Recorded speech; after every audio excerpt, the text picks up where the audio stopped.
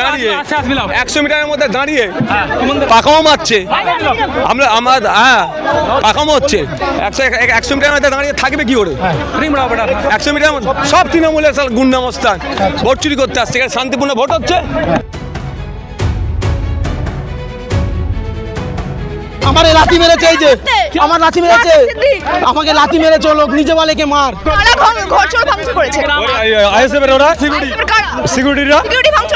Security এই তো এখানে।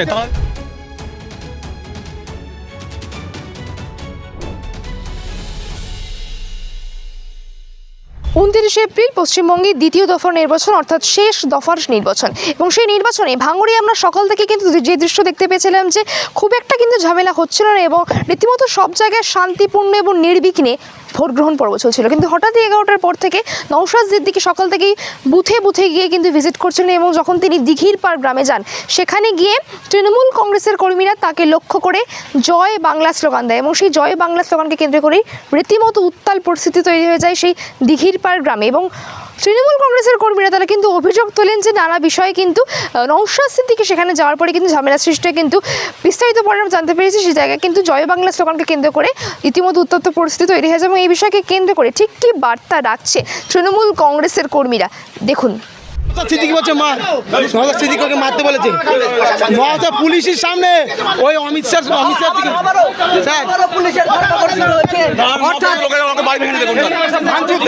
দেখতে পাচ্ছেন যে ধুন্ধুমার পরিস্থিতি তৈরি হয়ে গেছে দিঘির পাড়ে যে সেই দৃশ্য দেখতে পাচ্ছেন যে ভোট গ্রহণ চলছিল, শান্তিপূর্ণভাবে ভোট গ্রহণ চলছিল। সেই শান্তিপূর্ণ ভোট গ্রহণে রীতিমতো যে বাধা, সেই বাধা আপনারা দেখতে পাচ্ছেন দফায় দফায় কিন্তু বারবার করে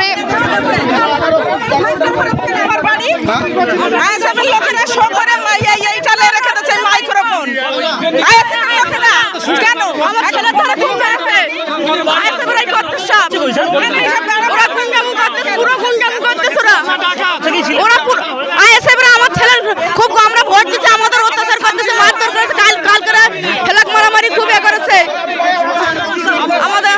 আমার ছেলের খুব উল্টো পাল্টা মেরেছে। আমরা কি কোনো অন্যায় করিনি, আমরা শান্তিপূর্ণ ভোট করতেছি, আমরা কারো কিছু বলিনি ওদের, ওরা বিশাল আমাদের মারধর করেছে। ভাঙড় দিঘির পাড় আমার লাঠি মেরেছে, এই যে আমার লাঠি মেরেছে, আমাকে लाठी मेरे लोग, नीचे वाले के मार। आप कौन सी पार्टी? हम पार्टी करते टीएमसी पार्टी, हम कभी भी झूठ झमेले में नहीं, आप देख सकते हैं। आप लोग भी थे, आप लोग सुनिए,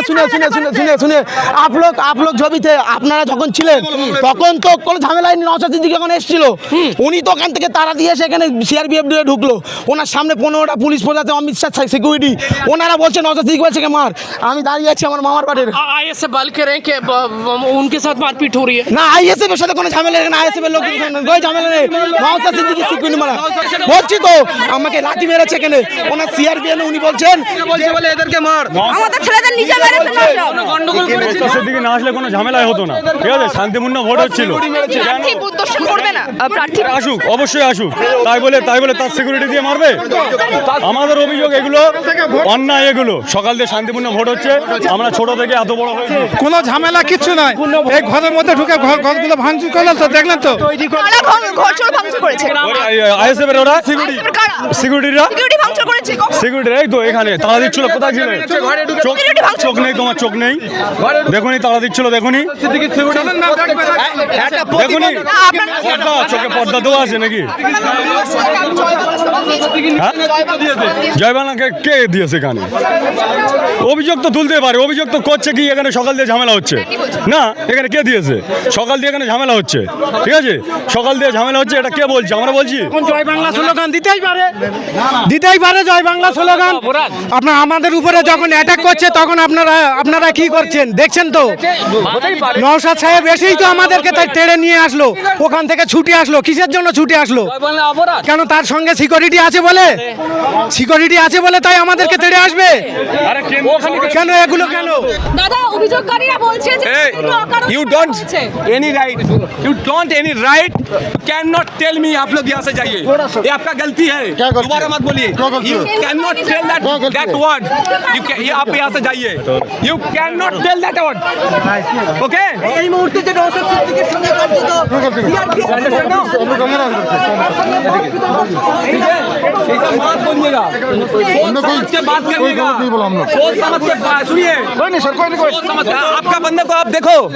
उसका बोलने का तमीज नहीं है. उसका बोलने का तमीज नहीं है. उसको तरह सिखाओ किसको क्या बोलना है. You don't have right. দাদা हम कहाँ जाएंगे ना जाएंगे आप मुझे सिखाओगे. हाँ कहाँ गया वो. আমরা দেখছি নওশাদ हाँ? দাদা অভিযোগ सिखाओगे आप हमको. কেন্দ্র বাহিনী কোথায় যাবো না যাবো? পাল্টা অভিযোগ করছেন তারা দাদা অভিযোগকারীরা বলছে যে পুলিশ অকারণে তাদেরকে মেরেছে তারা হ্যাঁ হ্যাঁ আমাদের যারা এসছে তাদের মারলাজ করছে. এখানে তৃণমূলের পঞ্চায়েতের মেম্বার সব এখানে একজন জটলাপেক্ষে বারবার ভোটারকে প্রভাবিত করার চেষ্টা করছে. আমরা এখানে বলছি তারপরেও সরছে না. গাড়িতে উঠে যাচ্ছি তখন আমাদেরকে অসভ্য ভাষায় গালিগালাজ করলো. ছুটে এসেছি যে দেখে 100 মিটারের মধ্যে ভাগাতে হবে. এটা আউটসাইডার. যদি ওরা ভোট দিতে যায় লাইনে আসুক না. লাইনে যারা আছে তাদের কাউকে তো সেন্ট্রাল ফোর্স বা স্টেট ফোর্স কিছু ডিস্টার্ব করবে না. তারপরে এখানে অ্যাকচুয়ালি এই বুথে শান্তিপূর্ণ ভোট হচ্ছে. তৃণমূল কংগ্রেস এটা হারবে. এই বুথ ওদের মাইনাস হবে. সেই জন্য এর একটা হিংসার পরিস্থিতি তৈরি করে এই পরিস্থিতিটা আনতে চাইছে যাতে ভোটাররা ভয় পেয়ে যায় না আসে. কিন্তু এই শান্তিপূর্ণ ভোটটা হচ্ছে তৃণমূল আজকে তারা বুঝতে পেরেছে তাদের পায়ের নিচে মাটি নাই.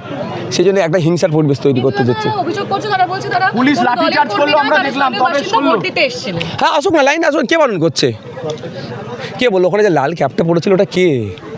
ওটা কোনো দলের না, তৃণমূলের পঞ্চায়েতের মেম্বার. দেখুন না খোঁজনি. পুলিশকে লাঠিচার্জ হ্যাঁ অসভ্য ভাষায় গালিগালাজ করলে তো দৌড় এসে ভোটারকে প্রভাবিত করলে ভোটারদেরকে ডিস্টার্ব করলে দৌড়িয়ে আসতে পেরেছেন পোস্ট যদি না কাজ করে.